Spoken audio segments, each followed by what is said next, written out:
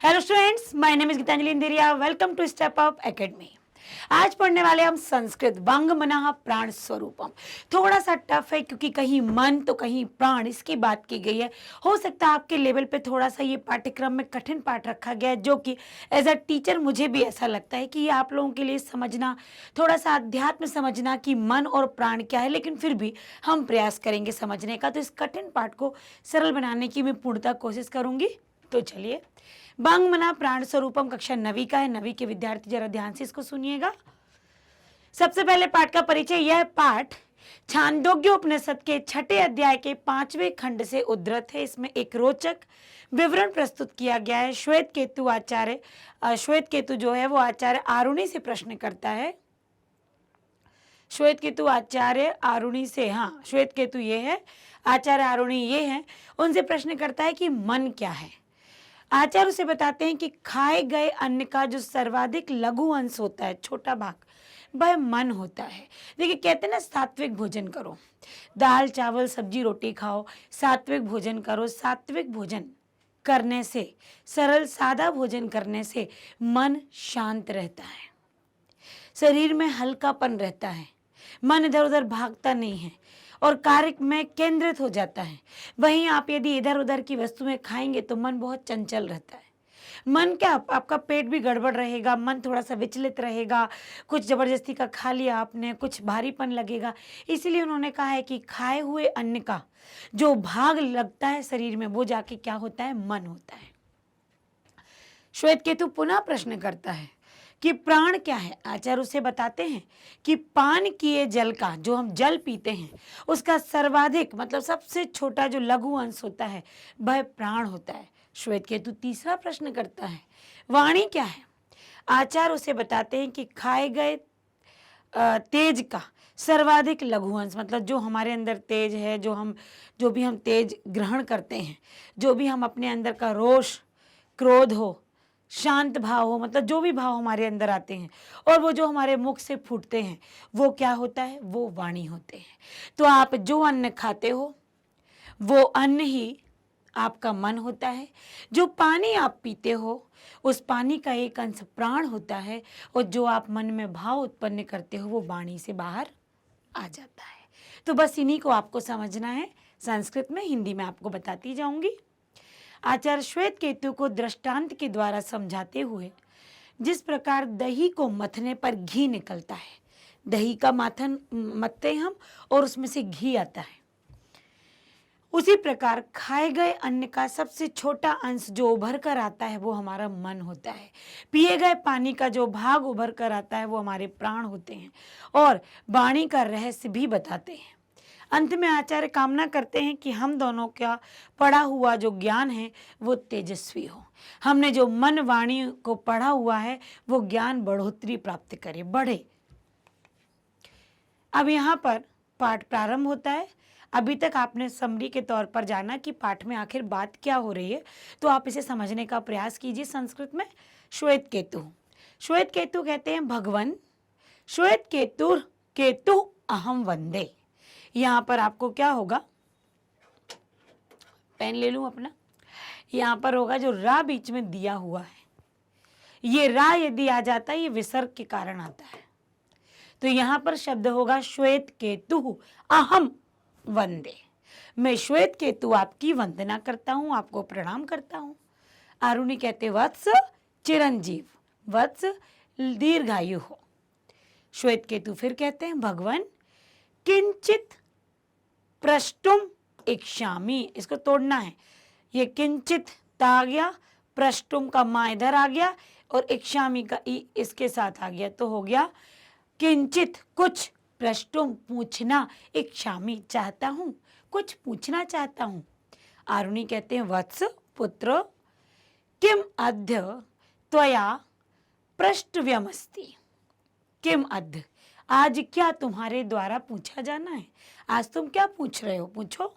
श्वेत केतु कहते हैं भगवान प्रष्टुम इच्छामि किम मदम मना। प्रष्टुम पूछना, इच्छामि चाहता हूं, भगवान पूछना चाहता हूं यह कि मन क्या है, ये मन क्या होता है। आरुणि कहते हैं वत्स आश्रितस्य, आश्रितः अन्यस्य यो अनिष्टः तन्मनः। आश्रितस्य अन्यस्य, खाए हुए अन्य का, यो जो अरिष्ट भाग होता है, अंश होता है, वही क्या होता है, मन होता है। तो इसका अर्थ है खाए हुए अन्न का जो अरिष्ट अंश होता है वही क्या कहलाता है, मन कहलाता है। तो भोजन ऐसा करो जो मन को सरलता प्रदान करे। आप खुद ही देखना, जिस दिन आप बहुत कुछ बाहर का खा लेते हैं, बहुत कुछ हैवी खा लेते हैं, तो आपका मन करता है कि अब हल्की खिचड़ी खाई जाए, अब दलिया खाया जाए, अब नॉर्मल बस ऐसे हल्के फुल्के गरम गरम है ना दाल चावल बना दो। क्यों? अपने पेट को, अपने उदर को कुछ हल्का करने के लिए। तो आप जिसे हल्कापन करना चाहते हो और अपने मन को शांत करना चाहते हैं, वो आप भोजन से करते हो। तो आप समझ गए कि जब भोजन में आप ऐसे तत्वों को ले लेते हैं जो आपके शरीर में भारीपन पैदा कर देते हैं और हम हल्के की तरफ जाते हैं। तो यदि हम सात्विक भोजन खाते हैं तो हमारा मन कभी विचलित नहीं होता। तो वही मन, जो भोजन हम करते हैं उसका जो अंश होता है वो मन कहलाता है। चलिए, ये हमने मन समझा। अर्थ यहाँ पर हिंदी अर्थ देख लीजिए। हे भगवान, मैं श्वेत केतु आपको प्रणाम करता हूँ। वो कहते हे पुत्र दीर्घायु हो। श्वेत केतु कहते भगवान मैं आपसे कुछ पूछना चाहता हूँ। आरुणी हे पुत्र आज तुम क्या पूछना चाहते हो? श्वेत केतु हे भगवान मैं पूछना चाहता हूँ कि यह मन क्या है। हे पुत्र पूर्णतः पचाए गए अन्न का, मतलब खाए हुए अन्न का सबसे छोटा अंश जो होता है वो मन कहलाता है। जो कठिन शब्द आए उनका देख लीजिए। वंदे मतलब प्रणाम करता हूँ, चिरंजीव लंबी आयु वाले, दीर्घायु होना, किंचित कुछ, प्रष्टुम, कुछ प्रष्टुम मतलब पूछना, इच्छामि चाहता हूँ, इच्छामि चाहता हूँ, अद्य आज, पृष्ठवयम पूछना चाहता हूँ, इदम यह, किम क्या। तो ये आपके कठिन शब्द हुए। अब इसके बाद मनः मन, अशितस्य खाए गए, अरिष्ट छोटा भाग, छोटा अंश, अनस्य अन्यस्य भोजन का, यह जो, तत् मतलब होता है वह। तो यहाँ शब्दार्थ के एक एक शब्द से आप बहुत अच्छे से उसके जो हिंदी से, संस्कृत से हिंदी है वो कर पाएंगे। इन पंक्तियों में बिल्कुल नहीं लगा कि कठिन है ये। ठीक, आगे देखते हैं। अब श्वेत केतु क्या पूछता, मन के बारे में जान लिया। खाए हुए भाग का जो छोटा भाग है, जो खाया हुआ अन्न, वो मन है। तो यहाँ पर कंच प्राण, प्राण क्या है? आरुणी पीता नाम, पीता नाम पिए हुए, अपाम मतलब पानी का, यो जो, अरिष्ट अंश भाग, सा प्राण वह प्राण है। जो पानी आप पीते हैं उसका जो अंश आपके शरीर में लगता है वही प्राण है। पानी देखिए, हम एक दिन भोजन नहीं करें, 2 दिन भोजन नहीं करें, 3 दिन भोजन नहीं करें। देखो लोगों के ऐसे समय निकले हैं और निकलते हैं, उपवास करते हैं, लेकिन जल ग्रहण करते हैं। जल एक प्रकार से आहार का काम कर देता है। जल पीने से पेट भी भर जाता है, आत्मा भी तृप्त होती है और शरीर में जैसे प्राण का संचार हो जाता है। तो यहाँ पर पानी को प्राण कहा गया है और प्राण ही है वो। श्वेत केतु भगवान केयम वाक, ये वाणी क्या है? वाक मतलब वाणी। आरुणी वत्स आशितस्य तेजसा, आप जो तेज, जो तेजस्वी, जो भी आप ग्रहण करते हैं, ज्ञान ले रहे हैं, कहीं से क्रोध भी आपके अंदर आ रहा है, कुछ आप और अतिरिक्त ज्ञान ग्रहण कर रहे हैं, जो भी ऊर्जा आपको मिलती है वो ऊर्जा किस प्रकार की आपकी बॉडी में है वो आपकी वाणी से बखान कर देती है।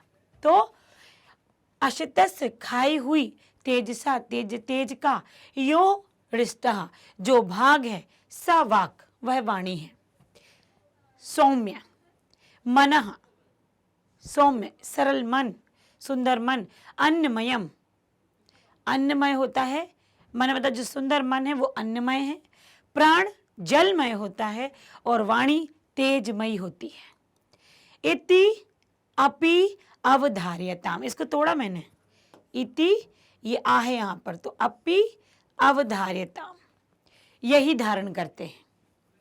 श्वेत केतु फिर पूछते भगवान, भूय एव माम विज्ञाप्यतु, मुझको जानना है, मतलब मुझको बताओ, ये मतलब ये निश्चित ही मुझे ये जानना है, फिर से बताओ। भूय आरुणि सौम्य, ठीक है, सुंदर।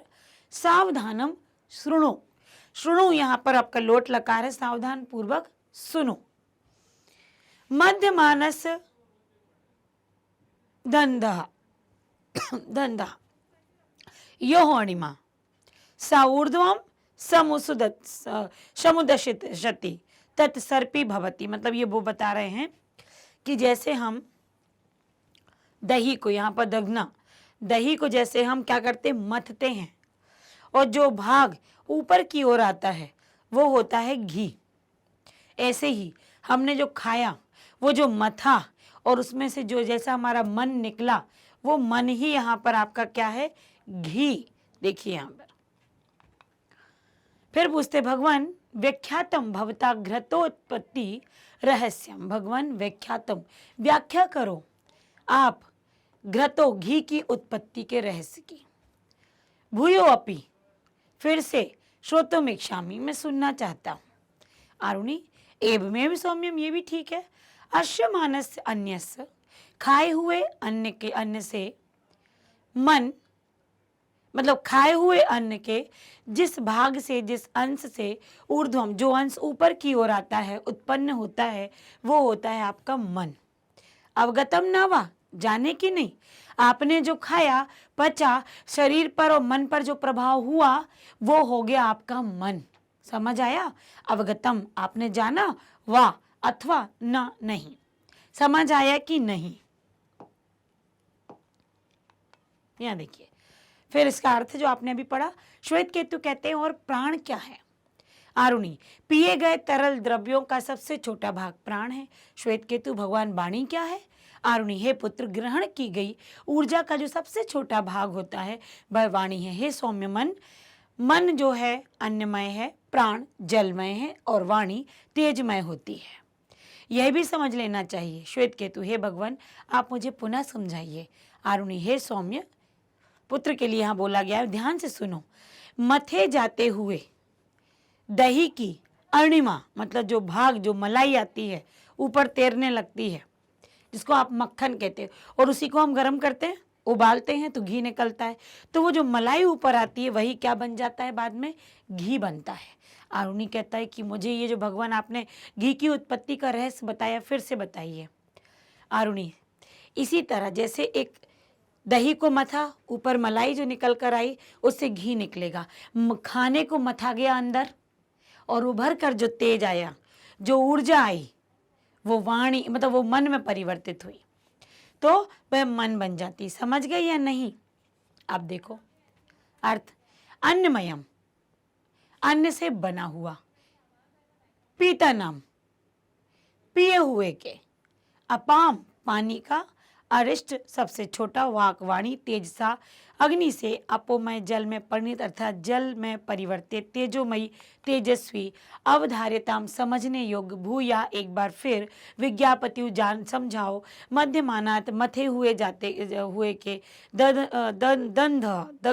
दधन दही के, समुदशति ऊपर उठता है, ऊर्ध्वम ऊपर, अणिमा सबसे छोटा भाग, शीर्पहा घी, व्याख्यातम व्याख्या, घृतोत्पत्ति रहस्यम घी के बनने का रहस्य, श्रोतुम सुनने के लिए, अश्यमाना खाए जाते हुए, अवगतम समझ गए, वा अथवा भवता आपके द्वारा। अभी श्वेत केतु और कुछ भी पूछता है। सम्यक अवगतम भगवान, अच्छे से जान गया भगवान। आरुणि वत्स पुत्र, पियमाना नाम अपाम, पिए हुए जल से, यो अणिमा, जो मलाई या जो भाग ऊपर आता ऊर्ध्वम, वो बन जाता है प्राण। श्वेत केतु भगवान वाचमपि विज्ञापतो, वाणी भी बताओ। सौम्य सौम्य आरुणि सौम्य, अश्यमानस्य तेजो, आपके खाई हुई ऊर्जा से जो भाग ऊपर की तरफ आता है मत कर, वो आपकी वाणी में परिवर्तित हो जाता है निश्चित ही। पुत्र उपदेशांते, उपदेश के अंत में, जो मैंने बोला उसके अंत में, भयो अपि फिर भी, फिर से, त्वाम विज्ञापितो इच्छामि, तुम जानना चाहते हो? यद्यन्नमयम् भवति, कि अन्नमय होता है मन, पानीमय जलमय होता है प्राण, और तेजमय होती है वाणी। आपने वो कह रहा सुन लिया, फिर भी ये जानो कि अन्नमय होता है मन, पानीमय होती है जलमय होती है वाणी, और तेजमय होता है जलमय होता है प्राण और तेजमय होती है वाणी। किंच यादस, थोड़ा इसके समान अन्नादिकम गृह्णाति, जिस प्रकार का यादृशम, जिस प्रकार का अन्न आदि ग्रहण होता है मानवः तादृशम मेव, मनुष्य वैसा ही होता है ना। कहते ना जैसा जैसे पियोगे पानी वैसी होगी वाणी।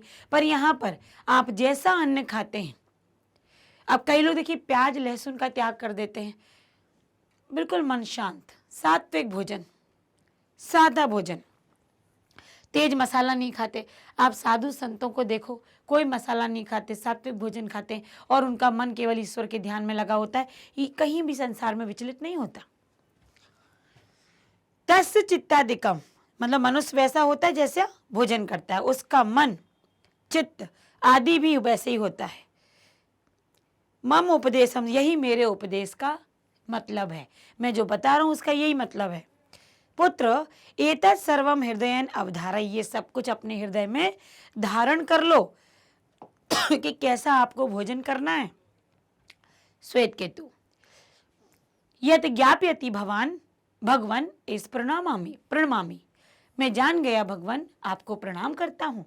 आरुणि वत्स चिरंजीव, दीर्घायु हो, तेजस्वी नवोदितमस्तु, तेजस्वी हो, जो ज्ञान है तुम्हारा, जो हमारा ज्ञान है वो तेजस्विता को प्राप्त हो। श्वेत, अब हिंदी देख लीजिए, अच्छी तरह समझ गया भगवान। आरुणि, हे पुत्र, पिए जाते हुए जल की अणिमा भाग प्राण बन जाता है। श्वेत केतु, तो वाणी के बारे में बताइए।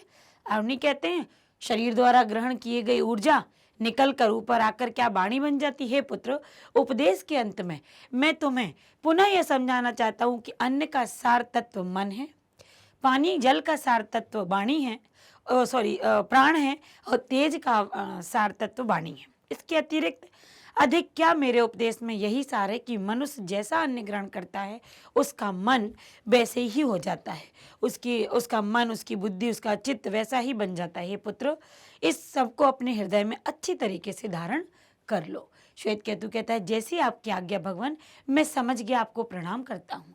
श्वेत आरुणि, हे पुत्र, दीर्घायु हो, और जो भी तुम्हारा अध्ययन, जो भी तुम्हारा ज्ञान है वो तेजस्विता को प्राप्त हो। तो यहाँ पर इसके शब्दार्थ भी हैं।